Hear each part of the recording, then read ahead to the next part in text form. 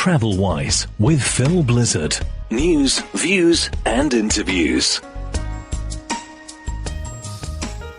Hello, I'm Phil Blizzard in Dubai with TravelWise, and for this edition we have an interview special. We're finding out more about what's going to be a fascinating destination in the Kingdom of Saudi Arabia, talking about Al Ula, which is in the northwest of the kingdom. And I'm talking with Melanie De Souza, who's the Executive Director for Destination Marketing at the Royal Commission for Al Ula. TravelWise with Phil Blizzard. News, views and interviews. Well, as I've been saying, our focus today is Saudi Arabia, and in particular Al Ula, which is getting so much exposure, so much publicity, quite deservedly because of what it's got to offer, and a massive international campaign. So to tell us more about the campaign and the destination itself is Melanie De Souza, who's the Executive Director, Destination Marketing at the Royal Commission for Al Ula. So, Melanie, thank you very much indeed for joining us. Thank you, Phil, for having me. It's a privilege to be on your show. Well, great stuff, and thank you very much for your time. So let's start off and establish the location of Al Ula. It's northwest Saudi Arabia. Sure is. An easy flight from Riyadh, Jeddah, or indeed Dammam. And it is one of the most magnificent destinations, significant global heritage. And the fact that Saudi Arabia, as you know, has been closed to the world, the fact that this is a new destination of such significance culturally and from a heritage perspective, I think it'll take the world by storm. Well, I think it is. With your campaign at the moment, I see the promotional campaign cropping up everywhere, international TV channels through to print as well. So it's on the incense route, isn't it? So the precise location is north of the religious sites, isn't it? Yes, so it's northwest of Riyadh, and about 10,000 odd kilometers. What I will say about it is that it's played host to, it's been at the crossroads of civilizations, played host to trading routes over the years. It's also synonymous with, the old Hijaz Railway that was built, and of course it's synonymous with Lawrence of Arabia. It was built to go from Damascus to Medina and then meant to go on to Mecca, but they weren't able to complete that. And I guess Al Ula itself, and certainly harking back to the Nabateans, who people will know from the association with Petra, that was a civilization that was known to be warm, welcoming, and very much the place where people and the caravans stopped because there was plentiful resources, especially water. Okay, most important, of course. And as you say, similarity with Jordan. And let's try and create a picture now for our listeners because we haven't got the advantage of visuals and videos. So you mentioned Jordan, and in some ways there is a lot of geographical similarities and the terrain, the stupendous mountains and rock carvings. I think what stamps Al Ula with a degree of difference is what I see as the juxtaposition between these magnificent rocky landscapes and the green of the oasis and the palm trees, and then overlaid with that the relics and amazing heritage assets that civilizations have left us over the last, so many years. Forgive me, sure. I just seem to have had a power outage there, Phil, but I'm sure it'll come back and we'll be back out of the dark in a second. It's adding a bit of atmosphere because Al Ula at night time must be magnificent, and with the canopy of stars above, it must be a magnificent perspective. The night skies, sorry to talk over you there, the night skies are absolutely brilliant, and we do recommend to visitors that apart from the plethora of adventure activities, they absolutely must put into their itineraries stargazing, because of course this was how people navigated for centuries, but it's also brilliant night skies. Isn't that a much nicer way of navigating rather than having a handheld device which is using satellite tracking? Which talks at you. So right. Moving on, that's one aspect. Moving on now, what Al Ula has to offer for travellers, visitors from, not just the UAE, but across the Middle East region, for example. TravelWise with Phil Blizzard. News, views and interviews. So Phil, let me just spend a bit of time talking a little bit about our core asset. Because as a boutique heritage and cultural destination, while we obviously have Hegra, which is the iconic site associated with the Nabateans, and obviously that's our connect to Petra, with our Hegra, you are looking at over 100 beautifully preserved tombs over a very wide expanse of land. And these are intricately carved with motifs dating back, to the Hellenic times, but they tell a rich story of the times and lives of the Nabateans. You have the lime tombs that are associated with one of the ancient North Arabian kingdoms of Dedan. Now, Dedan was here in 9th century BCE to the 8th century BCE, and then followed by the Leonites, 5th century CE to the 2nd century CE. These are really ancient civilizations, and there's still a lot of archaeology afoot to tell a much bigger story than has already been uncovered. And then the open library, if I may, which is over 500 inscriptions and petroglyphs that tell about the times and lives and rituals, if you like, of these civilizations. Wonderful animal drawings, drawings of hunting scenes, musical instruments. Just, our official term is open library. And I think it sums it up. So from what you're saying there, a lot to be discovered, a lot to be found underground as the archaeology continues. The archaeologists hard at work, no doubt. Absolutely.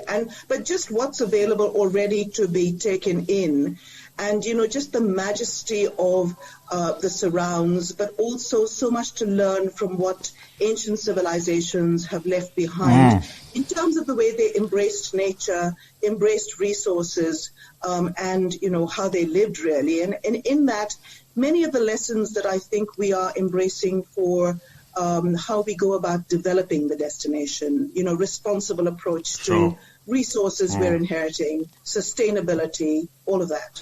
Are there challenges because of the remoteness or semi-remoteness of your Alula, for example? Well, what I've learned in Saudi Arabia in my 14 months of being here is that is not a challenge. Okay. If things have to be built, they get done. Resources are thrown at it and it happens. And I actually think that an hour and 20 minutes flight from a major gateway in Saudi is not exactly far. And talking about building things, one of the evocative moments on one of the videos is the horse and the horsewoman with her flowing robes going past a massive mirror. Now, that is part of a venue, isn't it?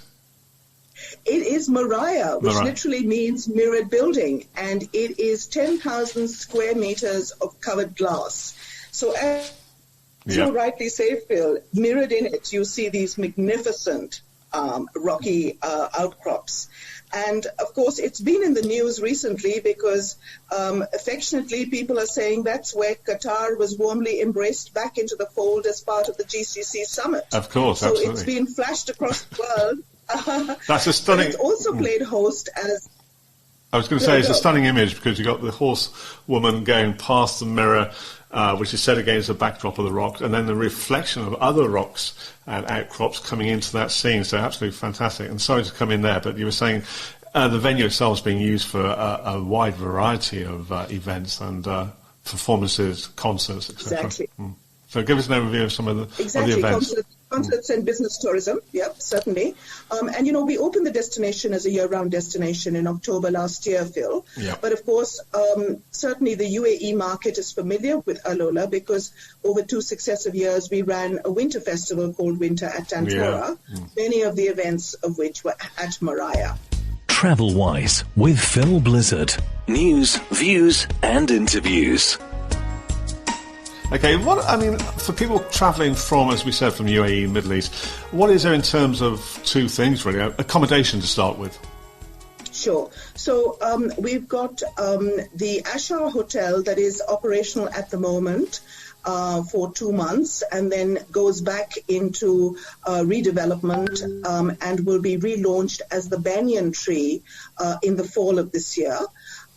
We've got Shardon, a 5-star hotel, Sahari as the 3.5 to 4-star hotel, and this wonderful alternate way of looking at accommodation, which is these beautifully equipped road vehicles that, you step out of them and you're in the night skies, and it's just magic because it's beautifully located out there in the Ashar Valley, certainly some of them. That sounds fantastic. And it leads me on to adventure tourism in many ways, and sporting side of tourism. So again, so Phil, before we do that, though, with your permission, I just want to plug some of the really amazing hotels that are going to be coming online.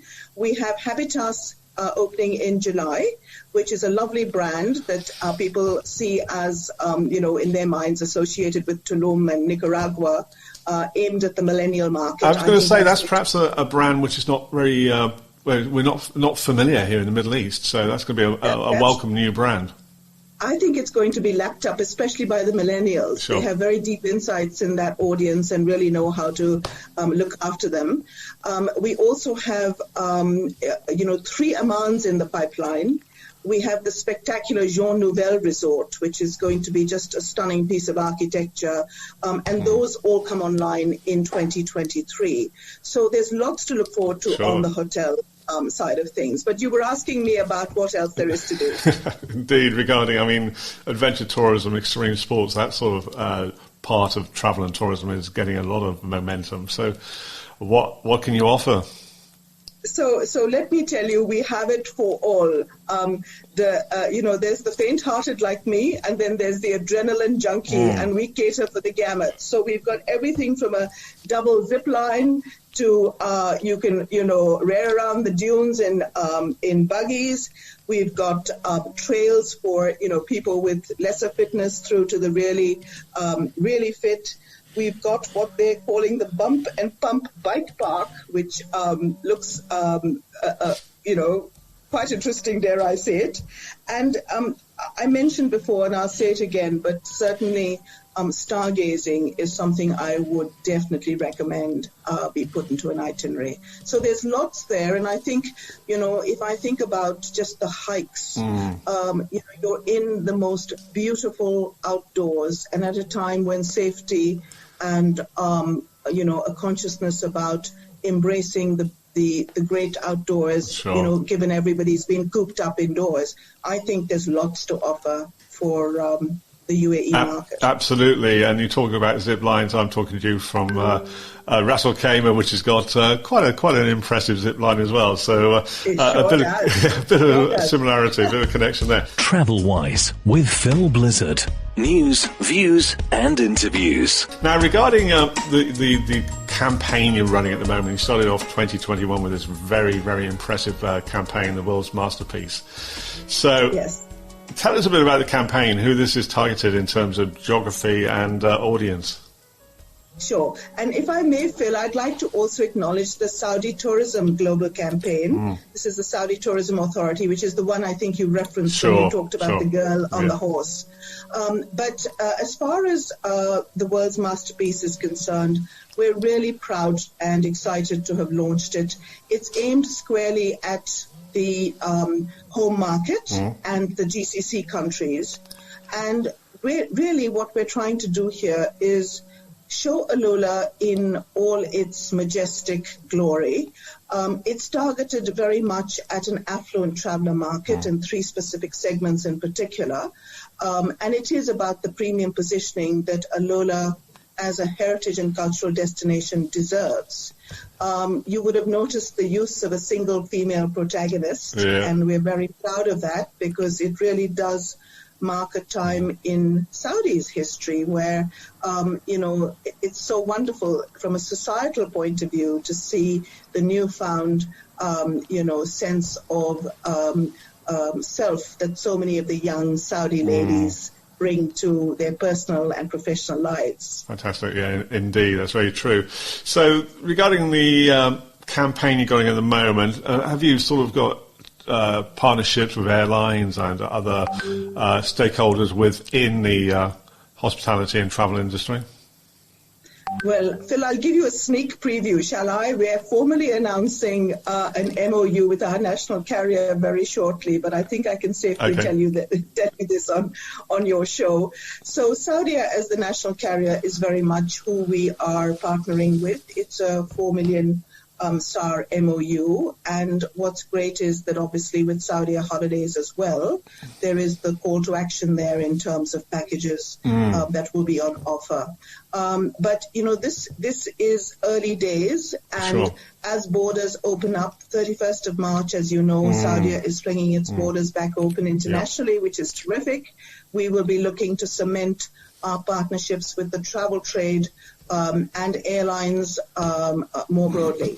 I think there could be a big rush for that date, March the 31st. People hopping on aircraft into Saudi and getting down to see your magnificent offering. So positive news. I hope so. Fingers crossed. Fingers crossed. Well, from what we've been talking about and what is available for people to see regarding the World's Masterpiece campaign, I'm sure there's going to be quite an influx at that time, before maybe, and something to finish off with, I'm just thinking, March, great, you've got a couple of months before the really hot summer period, but what is the weather like in July and August, for example? Well, it is hot, but it's really interesting. I've played host to a few European groups early last year before COVID really struck. And they reckon that it's actually what a lot of the European markets will lap up. So I think the trick will be for us to see how we balance our global portfolio of markets.